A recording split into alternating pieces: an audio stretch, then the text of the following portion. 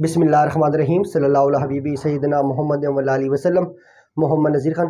कौम के अंदर एक मायूसी फैलाने की कोशिश की जा रही है और कौम के अंदर एक बेचैनी फैलाने की कोशिश की जा रही है कि शायद जो है सुप्रीम कोर्ट जो है वो पंजाब असम्बली को दोबारा बहाल कर दे और परवेज़ इलाही का जो इक़दाम है उसको गैर कानूनी डिक्लेयर कर दे और जो है इलेक्शन का जो प्रोसेस है वो ना हो, फिर उस वक्त तक वेट किया जाए जब कौमी असम्बली जो है वो डिज़ाल्व हो। ऐसा बिल्कुल भी नहीं हो सकता, ऐसा बिल्कुल नहीं हो सकता, ऐसा सोचिएगा भी नहीं।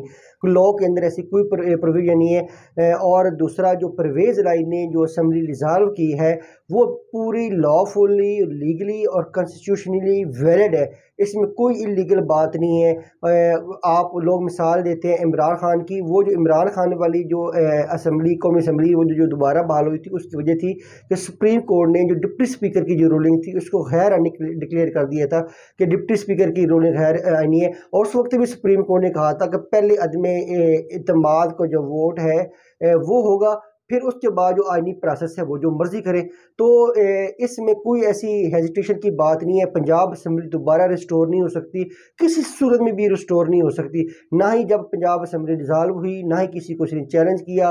और जब इलेक्शन के जब PTI ने हाई कोर्ट में रिट की इलेक्शन की डेट के लिए, उस वक्त भी जो हाई कोर्ट के जज थे जस्टिस जवाद साहब, उन्होंने भी ऐसे कोई पॉइंट रेज नहीं किया। तो ये मायूसी का शिकार ना हो, परेशानी का शिकार ना हो जो PTI के वोटर्स हैं, सपोर्टर्स हैं, वो यकीन रखें। अगर सुप्रीम कोर्ट ये कहेगी कि अगर होंगे तो फिर इलेक्शन होंगे 90 डेज के अंदर अंदर, जो कॉन्स्टिट्यूशन के अंदर पीरियड है। अदरवाइज जो है ये किसी सूरत में भी नहीं है कि पंजाब असम्बली को दोबारा ही रिस्टोर कर दिया जाए। ऐसी कोई ग्राउंड नहीं है, ऐसी कोई प्रोविजन नहीं है। क्योंकि या तो ना कि परवेज़ इलाही ने का जो इक़दाम है वो गैर आइनी हो, गैर कानूनी हो। वो परवेज़ इलाही को जो इक़दाम था वो बिल्कुल कानूनी था। उसने पहले इत्तेमाद का वोट लिया, अपने आप को डिक्लेयर किया, लॉफुल प्राइम चीफ मिनिस्टर अपने आप को डिक्लेयर किया। उसके बाद जो है उस जो गवर्नर ने जो अपना नोटिफिकेशन था, जो ऑर्डर था, वो वापस लिया और परवेज़ इलाही की जो कैबिनेट थी वो मुकम्मल तौर पर रिस्टोर हुई। उनके पास इत्तेमाद का वोट था, वो legally lawfully constitutional chief minister थे। फिर उसके बाद उन्होंने अपना आइनी हक इस्तेमाल किया।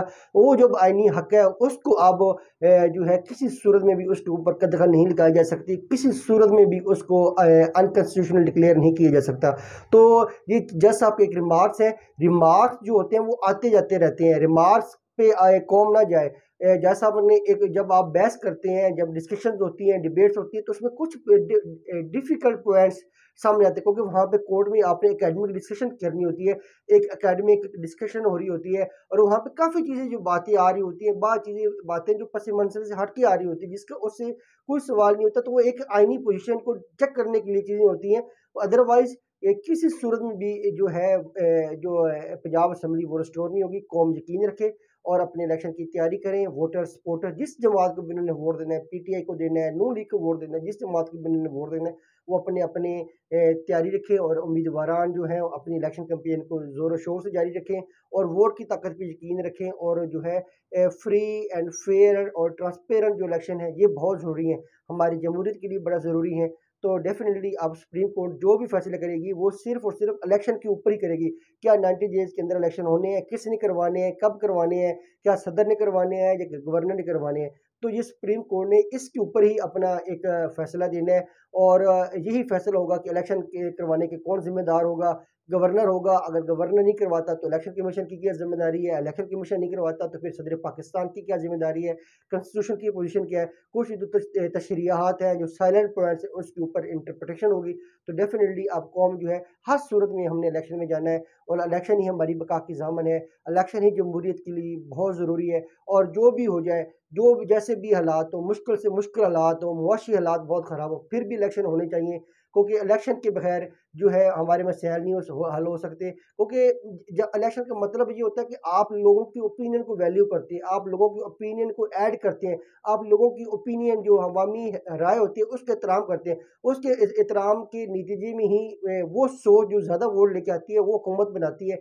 फिर हुकूमत आती है जिसके पास अवाम का मैंडेट होता है, अवाम का एतमाद होता है, फिर वो उससे मसाइल हल होते हैं। तो डेफिनेटली अब वक्त आ चुका है, इस मैंडेट को रिफ्रेश होना चाहिए और वोट की ताकत के ज़रिए रिफ्रेश होना चाहिए। और अवाम जिसको मुंतखब आके करें वो अपना जो है आइनी हक इस्तेमाल करे और अवाम के अंदर जो है जो बेचैनी है, गुर्बत के आसार है, महंगाई है, उसको आके ख़त्म करें। और एक नेशनल इत्तेहाद का भी होना चाहिए। तमाम सियासी जमातें जो हैं वो मिलकर बैठ के भी पाकिस्तान की फलाह के लिए काम करें। ज़रूरी नहीं है कि एक ही पार्टी ने सोलो फ्लाइट लेनी है। तमाम जमातें मिलकर, हर पार्टी में अच्छे-अच्छे लोग हैं।